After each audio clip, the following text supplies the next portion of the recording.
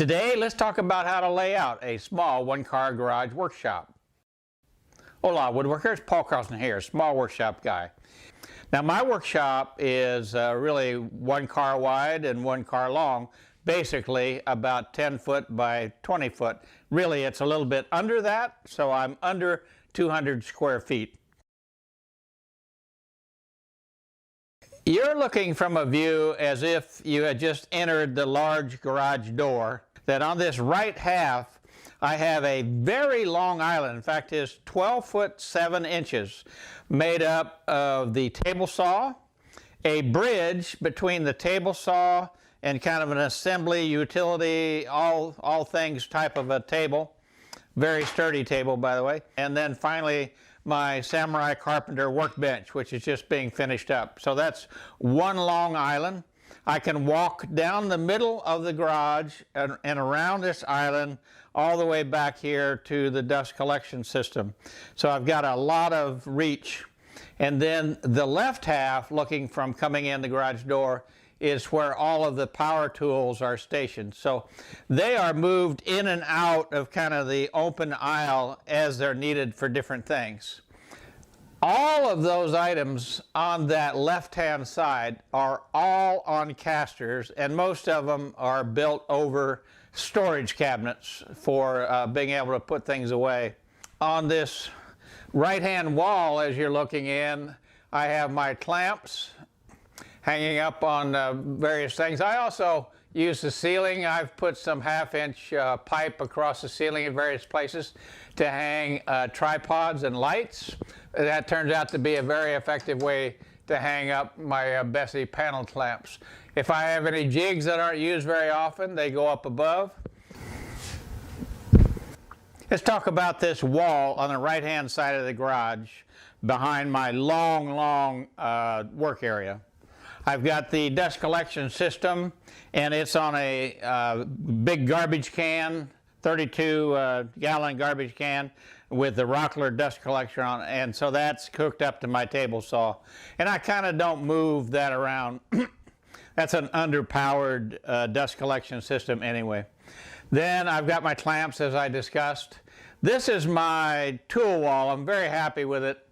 I would not outline things if I was to do it again. Fact is, I should take everything down, sand all that off, but you know what, you want to build some furniture, not just work on your workshop the whole time. So that's organized here on a main just piece of plywood, a lot of coats of polyurethane on it, with my chisels, my hammers, my card scrapers and jigs to sharpen those card scrapers. You know, screwdrivers, Japanese saws, bench planes. I've got 3 of them down here on the table. And then down below I have just a lot of clamps, the smaller type. And so those are easy to get in and out. I just have a piece of plywood with a little offset there so that those handles will fit behind a bar. And got a lot of them right there. I have always some other clamps hanging right where I can grab them all the time to hook things up to the workbench. I won't discuss that. It's a little temporary thing that I put to raise my work and to do some special things in it with some dog holes and stuff. Now, in addition to the normal tool wall here with a fire extinguisher on there, by the way, I put another board, which is probably a 2 by 6 by 8 foot strip up there, made sure it was hit the studs, and then I simply use some tool hooks, which you can get at Ace Hardware. They're very straightforward, and I find just about everything has some way to hang on those tool hooks. So I've got my staplers and jigsaw and various hand power tools. My skill saw, bigger powered drill, small trim router, and things of that nature. So that's my tool wall. And then hanging over there on the left-hand side is my tool apron.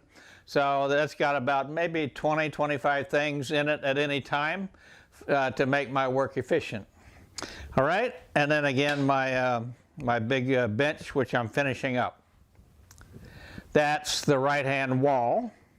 Underneath, obviously, I have places to put all sorts of things. Underneath this, I keep my router with my Samurai Carpenter router base and my trim router.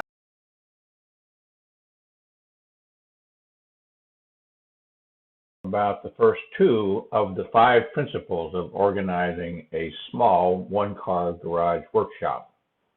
Principle number 1, place your table saw just inside the garage door facing inward, and then create a long island consisting of your outfeed table, your assembly table, and your workbench. Principle number 2 of the 5 principles is to utilize every square inch of your wall space that you can for clamps, dust collection system, tool wall, and all your jigs. Now your tool wall could be like mine, or it could be a more modular system using French cleats where you have more flexibility to move things around, whatever your personal preference would be. In this section over here, I have an Apple computer. I have a set of Bluetooth wireless headset that I use to listen to things on the computer and to block noise and protect my hearing. I'm already wearing hearing aids. Behind there I've got a Google Wi-Fi Nest, one of the pods of a Nest. So I got very strong Wi-Fi in the garage.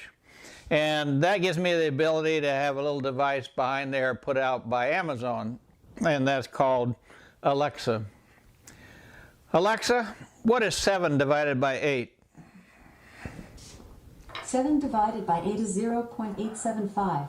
0.875. So she's very effective. Alexa, what time is it? It's 3:10 p.m. All right. Have a good afternoon. Thank you.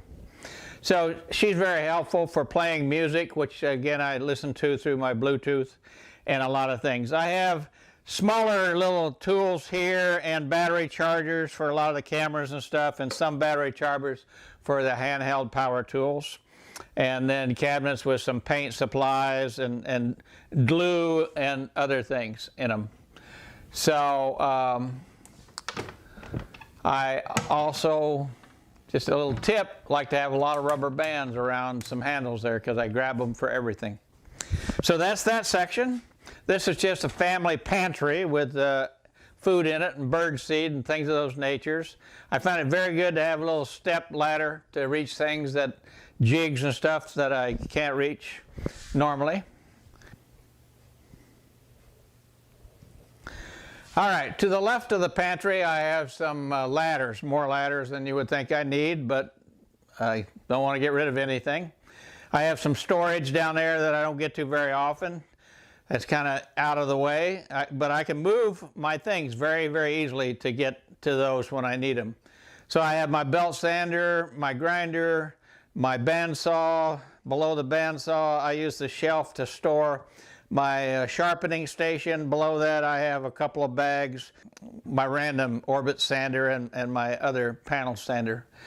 And then I put some sheet goods behind here, just cut-offs really, that I might need for another project. I like to have my compound miter saw here in front of this doorway because this stand that the miter saw is on is a Portamate, couple $100, but not only does it take care of this, which can fold under if you don't have anything underneath it, and I often have my oscillating sander out on the table there, not underneath. On this left-hand side of the garage, we're demonstrating principle number 3, which is put almost all of your power tools on rollers so that you can move them in and out of the open floor space. This is absolutely critical in a small shop because you're not going to be able to place everything where it can be used without being moved at least slightly. While we're taking this little break here to talk about principles, let's talk about principle number 4. Put the things you should be using frequently, like a sharpening station, out and available. If you tuck them away in the deep recesses of one of your drawers somewhere, then you just won't use them as often as you should. And you should strive to keep your bench planes, your chisels, and your card scrapers sharp at all times. On this side of the garage, I have pulled out my compound miter saw away from the wall, so I have access. I've pulled up the wing, and then I can pull this up, this platform, in order to support a workpiece. Very good. That will fold under. The other wing will fold up just like this one did. You can pull it out in the driveway and have a workstation if you want to do that. I tend to work off of sawhorses and plywood instead when I'm out in the drive. All right, continuing down the portable side of the wall. Obviously back there I have things that are much less often used than what I have on my tool wall, but still have to be in the shop somewhere. Extra cords and things of that nature, paintbrushes. On a Portamate set of wheels, I have my drill press. Normally it's in good position here, but if I need more access left and right, I can roll it out into this utility workspace, you know, walk space, foot traffic space, whatever you want to call it, that I leave open here for all of my portable tools. Here, let me demonstrate the open walk space. I can pull my Powermatic mortising machine with my trademark hat on there. I can pull that out into this space here and use it, have all the access I want. I pull my thickness planer right over here over the table saw. I can also, if I have longer things, I can just put the garage door up and have it right there in the entryway and have full access in and out with no restrictions. So a little router table there that I can put anywhere I want to. And here I have a jointer, an 8-inch helical head jointer. And that just stays out of my way unless I need it. If I need it, it's actually usable right where it is. But up above I have a wind air filtration system, and I have a pull down electrical that's on a circuit breaker, and there's 4 outlets there. And it's got a very, very long electrical cord on it, so I can literally reach anywhere. Now I've got reasonable electrical around the shop, although I'm going to have an electrician out to redo everything and add more outlets. I'm using more extension cords than I like, and for a safety point of view, I basically unplug everything when I leave at night. In a really small workshop, you're probably going to have to go with primarily benchtop power tools rather than large power tools with their own bases. So in that case, build your own shop carts with lots of drawers and lots of storage. If you do find yourself using some metal stands for your power tools, see if there's any possible way to add some horizontal platforms on the base of those stands for storage. What I'm going to leave you with now is a bunch of pictures and some nice relaxing music.